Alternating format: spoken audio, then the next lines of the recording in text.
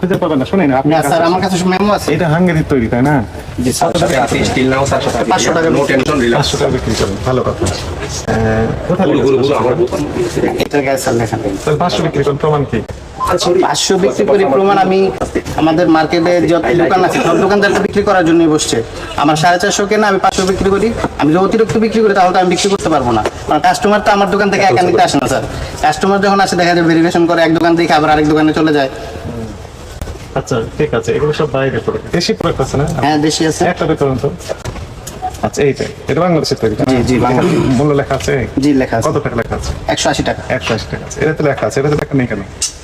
ওইটা বাংলাদেশি প্রোডাক্ট, এই জন্য লেখা আছে। লেখা আছে। সেটা তো যে প্রোডাক্ট যে দেশে বিক্রি করবেন ওই দেশের আইন অনুযায়ী বিক্রি করতে হবে, ক্রয় বিক্রয় করতে হবে। জি স্যার। বাংলাদেশের আইনে হচ্ছে এমআরপি থাকতে হবে। জি তো বিদেশি প্রোডাক্টের ক্ষেত্রে এমআরপি কে দিবে? ইম্পোর্টার দিবে। জি, যারা ইম্পোর্টার তারা দিবে। এই প্রোডাক্টটা তো ইম্পোর্ট করে আসে না, জি স্যার, এটা ইম্পোর্ট করে আসে না, ইম্পোর্ট করে আসতে এটাই তো অবৈধ প্রোডাক্ট। হ্যাঁ, এখানে তো সমস্যা।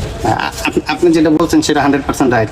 ইম্পোর্ট করে না আসার কারণে সেটা অবৈধ প্রোডাক্ট। হ্যাঁ, এখানে তো সমস্যা, এখানে আমাদের কোশ্চেন। এই একটা না, মানে ম্যাক্সিমাম প্রোডাক্টই আপনার এরকম।